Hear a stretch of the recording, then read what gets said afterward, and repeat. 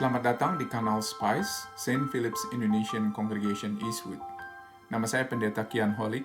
Selamat menikmati khotbah-khotbah Alkitabiah di kanal ini. Sekiranya ada pertanyaan, dapat menghubungi kami di Instagram atau Facebook @spice.syd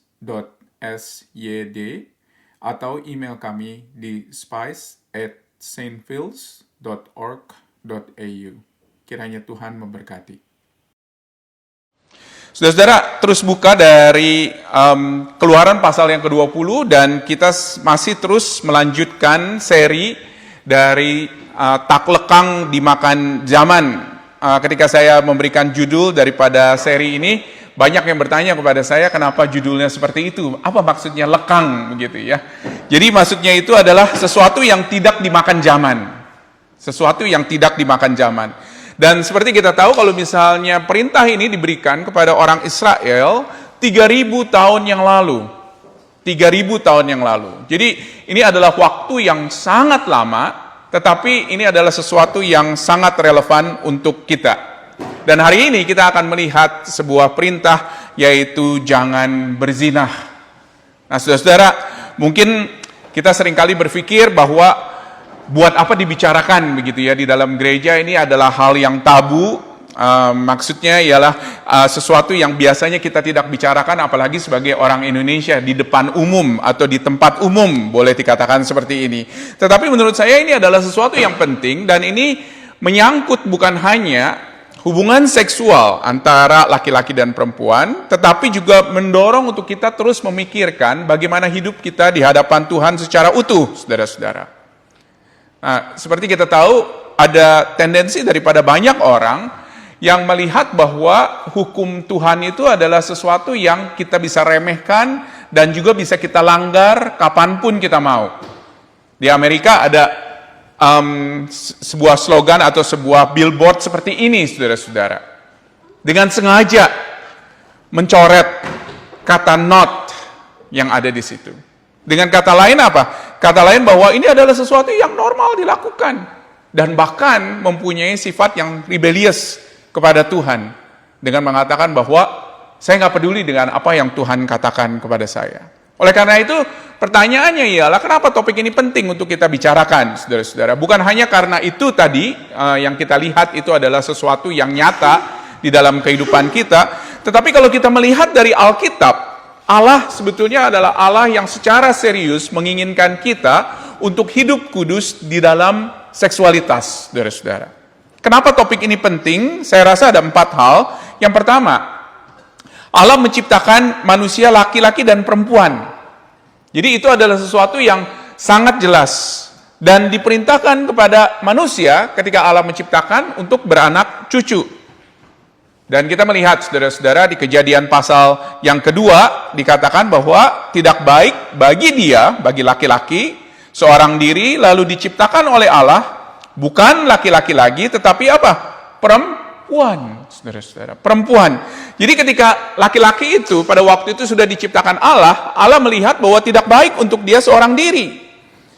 Dan saudara melihat bagaimana Allah menciptakan perempuan, dan ketika Allah menciptakan, mereka diciptakan dengan begitu kudus, tanpa mereka malu. Pada waktu itu mereka tidak berpakaian tentunya, tanpa mereka malu, dan tanpa mereka melihat bahwa ini adalah sesuatu yang kotor. Jadi dengan kata lain, saudara-saudara, Allah menciptakan manusia laki-laki dan perempuan, itu adalah untuk diciptakan sebagai orang-orang yang kudus di hadapan Allah. Untuk mereka mengemban apa yang menjadi perintah Allah untuk beranak cucu. Oleh karena itu, seks ini sekali lagi bukanlah suatu hal yang kotor. Jangan kita pikir ini adalah suatu hal yang kotor. Tetapi ini adalah suatu hal yang memang merupakan rencana Allah. Bahkan sebelum manusia jatuh ke dalam dosa, untuk manusia boleh dikatakan memiliki keturunan. Itu yang pertama.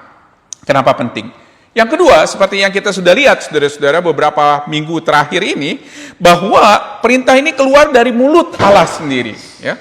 Di Alkitab ada banyak perintah yang keluar langsung dari mulut Allah. Yang lain memang ditulis di dalam inspirasi Roh Kudus oleh para penulis manusia, saudara-saudara, tetapi ini langsung keluar dari mulut Allah. Allah berkata, jangan berzina.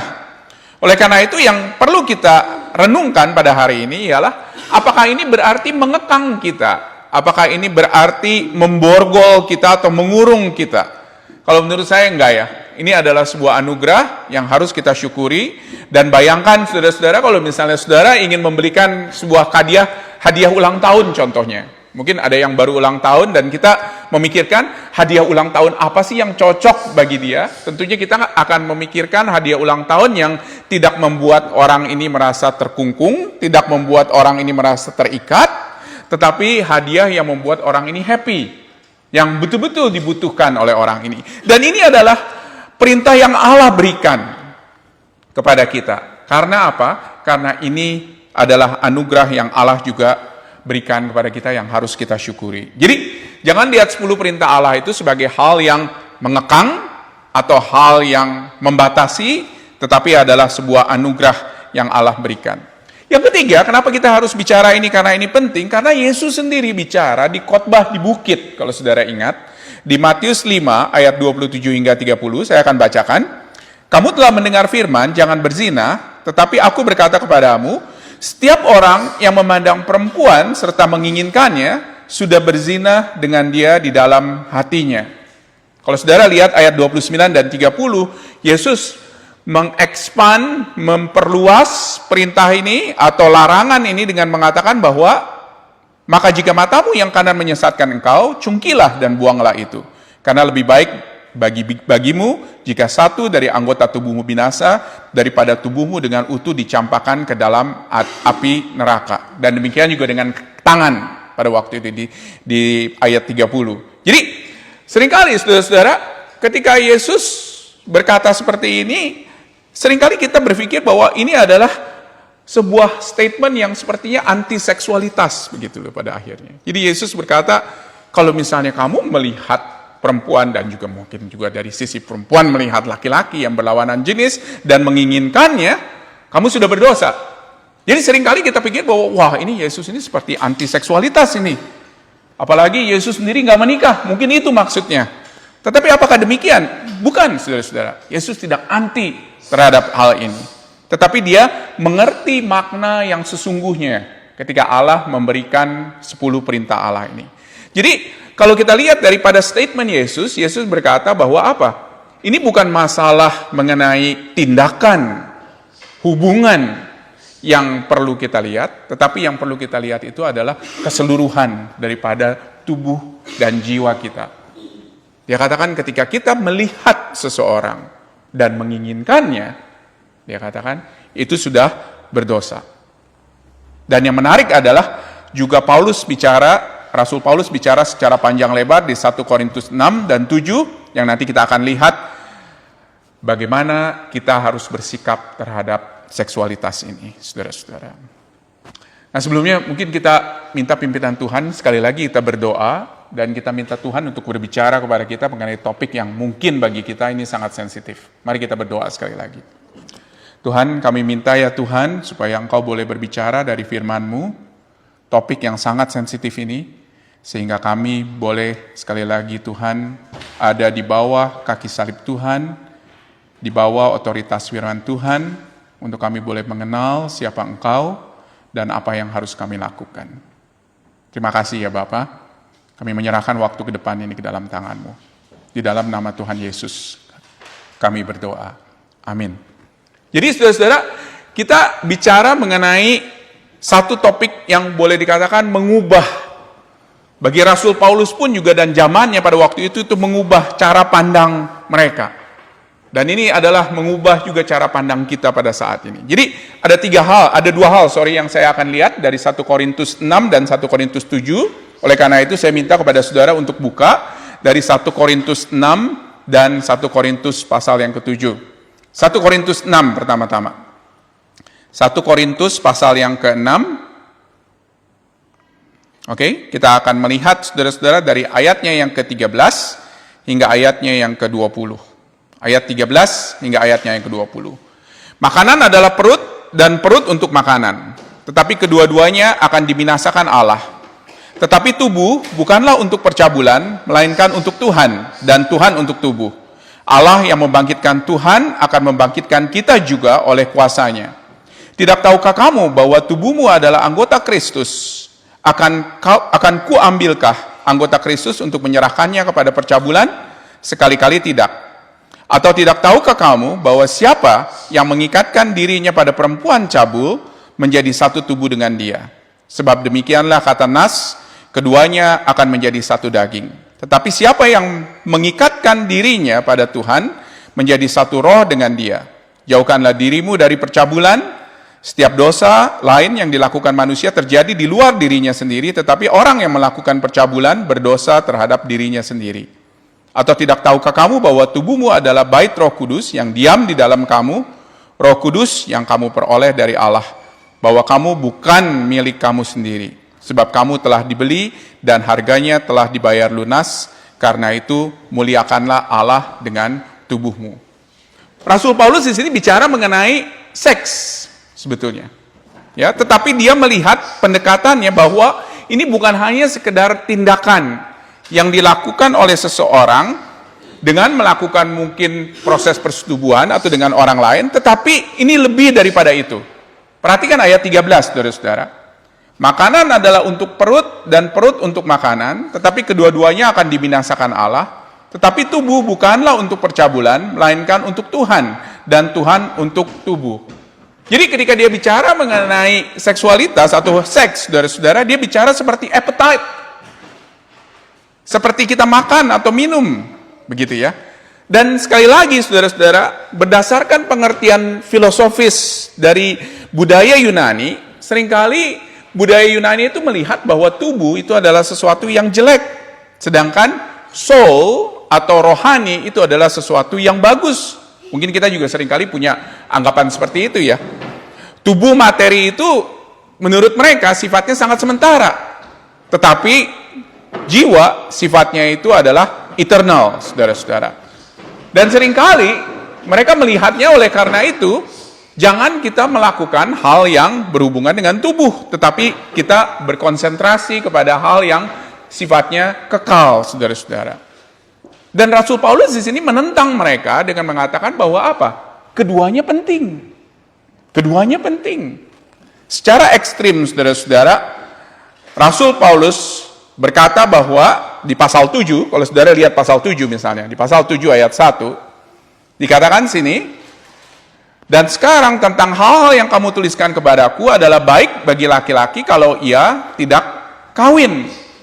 Jadi Rasul Paulus di sini berbicara bahwa bagus kalau misalnya seorang tidak kawin, tetapi ini adalah sesuatu yang ekstrim sekali lagi, saudara-saudara. Jadi di satu ekstrim, sekali lagi saya akan rangkum, mengatakan bahwa seks itu adalah sesuatu yang kotor, yang najis, dan seorang itu harus rohani. Seringkali kita juga punya pemikiran seperti itu. Tetapi Rasul Paulus di sini berbicara bahwa keduanya itu adalah anugerah yang Tuhan sudah berikan kepada kita, saudara-saudara. Oleh karena itu Paulus memberikan sebuah solusi. Dan solusinya ini ada di ayatnya yang ke-18 yang tadi kita baca. Jauhkanlah dirimu, kata Rasul Paulus, dari apa? Dari percabulan. Dan inilah artinya hubungan di luar pernikahan. Jadi dengan kata lain, kata Rasul Paulus, jauhilah dari perzinahan, dari percabulan. Yang dimaksud ini semua adalah hubungan seksual di luar pernikahan. Jadi sekali lagi, ini bukan hanya berlaku kepada orang yang menikah loh. Tetapi ini berlaku juga kepada orang yang belum menikah atau tidak menikah. Kata Rasul Paulus, jauhkanlah secara total hubungan dari dirimu terhadap percabulan. Kenapa, saudara-saudara? Apa sebabnya? Perhatikan ayat 16. Tidak tahukah kamu bahwa siapa yang mengikatkan dirinya dengan perempuan cabul menjadi satu tubuh dengan dia? Dia katakan. Jadi di zaman Paulus pada waktu itu tidak ada seorang dewasa yang single, saudara-saudara. Tidak ada. Yang ada itu adalah ketika kamu single, tidak menikah, setelah sekian lama, itu boleh dikatakan banyak orang menganggap pada waktu itu bahwa seseorang ini adalah seorang pelacur. Budayanya seperti itu, saudara-saudara. Nah, apa artinya mengikatkan satu tubuh di ayatnya yang ke-16? Jadi dengan kata lain, Paulus ingin berbicara bahwa apa? Ini bukan hanya, saudara-saudara, hubungan fisik. Jadi kata Rasul Paulus, ketika kamu melakukan ini bukan hanya hubungan fisik. Ya. Dan Rasul Paulus berkata bahwa apa? Siapa yang berhubungan fisik dengan perempuan cabul dikatakan juga berhubungan bukan hanya fisik, tetapi juga berhubungan secara hal yang lain. Jadi dia bukan hanya berkata mengenai kesatuan tubuh, tetapi dia berkata ada sebuah kesatuan manusia secara utuh, saudara-saudara. Ketika engkau berhubungan. Jadi menarik ya di sini ya. Oleh karena itu, Alkitab secara serius berbicara mengenai pernikahan. Dan pernikahan itu adalah sesuatu yang harus dimengerti esensnya dari kedua pasangan ketika mereka menikah. Jadi ketika menikah bukan hanya berhubungan secara fisik, tetapi juga ada hubungan lebih dari itu, saudara-saudara. Oleh karena itu kata Rasul Paulus, jangan main-main. Jangan main-main dengan hal ini. Di zaman kita sekarang, saudara-saudara, banyak orang berpikir bahwa, peduli amat dengan pernikahan, begitu ya. Dan saya kalau misalnya mau sesuatu ya, saya lakukan itu dengan one night stand. Betul nggak? Tetapi Rasul Paulus katakan apa? Ini bukan hanya sekedar hubungan fisik loh. Tapi ini ada hubungan jiwa juga. Jadi ada sebuah physical oneness yang disertai dengan whole life oneness. Jadi bukan hanya physical oneness, tetapi whole life oneness.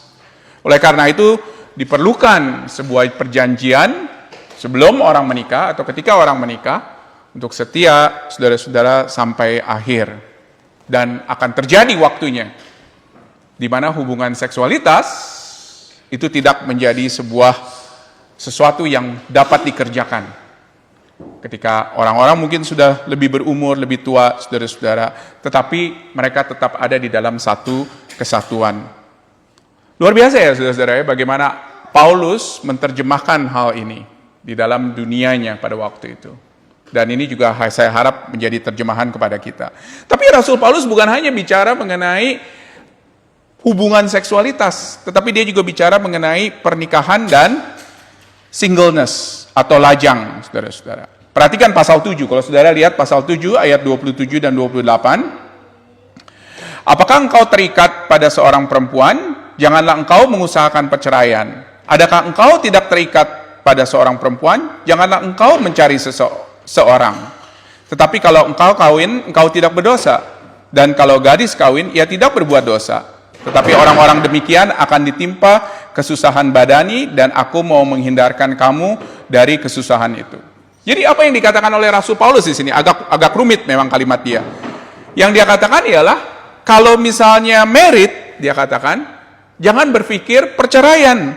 Tetapi kalau misalnya single, juga jangan berpikir cepat-cepat mau married. Itu yang Paulus katakan.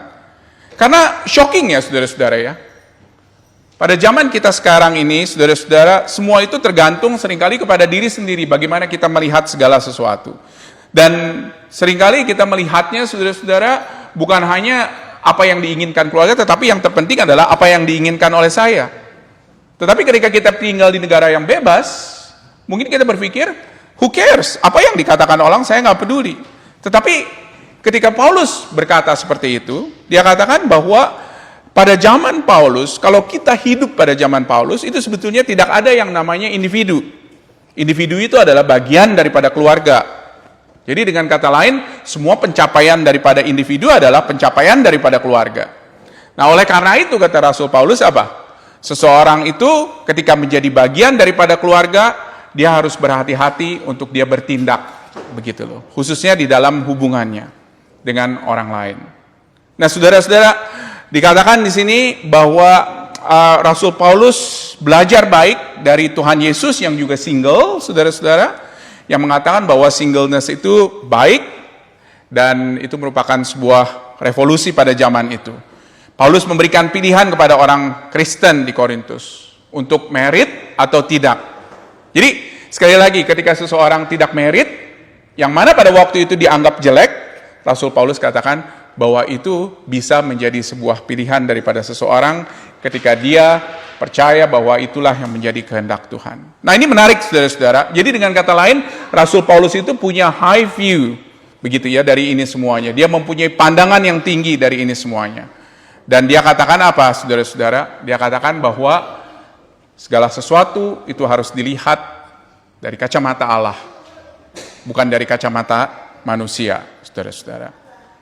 Di Amerika, kalau misalnya kita melihat budayanya, ya, yang namanya high school, saudara-saudara, atau akhir daripada high school itu, pesta kelulusan, itu selalu biasanya itu ditandai dengan pesta, begitu ya. Tetapi di dalam pesta itu orang rata-rata mengerti. Kalau orang yang bukan Kristen, mereka tahu kalau misalnya justru banyak orang yang kehilangan, boleh dikatakan, virginity-nya di dalam pesta tersebut, saudara-saudara.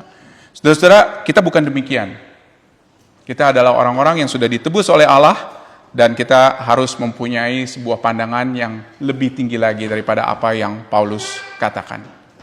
Nah, saudara, ini semuanya mengubah kehidupan kita ya, mengubah kehidupan kita. Dan menarik sekali, apa yang mengubah kehidupan kita? Dan di sini, saudara-saudara, Rasul Paulus menekankan mengenai satu hal yang mengubah kehidupan kita. Kenapa kita bisa berubah? Kenapa kita mempunyai pandangan yang radikal, yang berubah, yang lain daripada apa yang dikatakan oleh budaya? Rasul Paulus katakan di pasal 6 tadi yang kita baca ayat 16, tidak tahukah kamu bahwa siapa yang mengikatkan dirinya dengan perempuan cabul menjadi satu tubuh dengan dia? Sebab demikianlah kata Nas, keduanya akan menjadi satu daging. Tetapi siapa yang mengikatkan dirinya pada Tuhan menjadi satu roh dengan dia. Kemudian ayat 19, tidak tahukah kamu bahwa tubuhmu adalah bait Roh Kudus yang diam di dalam kamu. Roh Kudus yang kamu peroleh dari Allah, bahwa kamu bukan milik kamu sendiri. Jadi kata Rasul Paulus ada sebuah solusi. Dan solusinya apa? Solusinya ialah ketika kita datang kepada Yesus. Itu yang akan mengubah cara pandang kita terhadap semuanya ini, saudara-saudara. Tanpa Kristus, boleh dikatakan, kita tidak akan menemukan kepuasan di dalam kehidupan kita. Kita tidak akan menemukan kepuasan di dalam seksualitas, kita tidak akan menemukan kepuasan di dalam pernikahan, di dalam keluarga. Nah, saudara, karena kepuasan kita seharusnya ialah dari pertama-tama kebersatuan kita dengan Kristus. Itu yang membuat kita puas di dalam hidup ini. Dan ketika kita melihat hal-hal yang lain, maka kita melihat bahwa saya adalah seorang yang sudah dipuaskan di dalam Kristus. Saya melihat segala sesuatu itu semuanya adalah relevan dengan hubungan saya dengan Kristus. Oleh karena itu, saudara-saudara, ketika kita memiliki hubungan dengan Kristus, itu yang akan membuat kita untuk dapat puas di dalam hal-hal yang lain. Oleh karena itu, kata Rasul Paulus apa? Kata Rasul Paulus, datang kepada Kristus. Buatlah dia menjadi Tuhan Juru Selamat di dalam hidupmu, dan terlebih lagi, persembahkanlah tubuhmu, dia katakan, sebagai persembahan yang kudus, yang berkenan kepada Allah, dan yang sempurna. Jadi dengan kata lain, kata Rasul Paulus apa? Jangan lihat, jangan melihat segala sesuatu itu dari kacamata dunia, tetapi lihatlah daripada kacamata Allah. Nah, menarik ya saudara-saudara ya. Menurut saya ini mengubah cara pandang kita di dalam dua hal. Menurut saya yang pasti adalah melihat sebuah cara pandang yang baru terhadap keluarga, dan juga cara pandang yang baru boleh dikatakan di dalam pernikahan. Nah, saya yakin dan percaya di sini banyak yang single, saudara-saudara, dan mungkin berencana untuk menikah. Oleh karena itu, sekali lagi, kita harus melihat kembali, begitu ya. Apakah ini adalah sesuatu yang Tuhan kehendaki di dalam kehidupan kita? Ataukah ini adalah sesuatu yang mana Tuhan katakan, wait, jangan dulu. Dan mencoba untuk melihat apa yang menjadi kehendak Tuhan. Nah, saudara-saudara, tentunya ini akan banyak pertanyaan di dalam apa yang tadi kita katakan, tetapi nanti akan ada waktunya untuk kita ada Q&A, yaitu tanya jawab, di mana kita akan sekali lagi berinteraksi dengan beberapa hal yang tadi kita bicarakan. Oke, jadi sekali lagi saudara-saudara, intinya apa yang ingin Rasul Paulus katakan ialah bahwa satu hal, ketika engkau melihat dirimu, siapa dirimu, engkau harus melihat daripada kacamata yang apa Allah lihat di dalam dirimu. Allah melihat ada sebuah kesatuan antara tubuh dan roh, oleh karena itu lihatlah itu sebagai sesuatu yang utuh. Jadi bukannya katakan bahwa tubuh jelek, roh jelek, tetapi mengatakan bahwa keduanya itu adalah sesuatu yang baik. Mari kita berdoa, saudara-saudara. Kita mengucap syukur kepada Tuhan.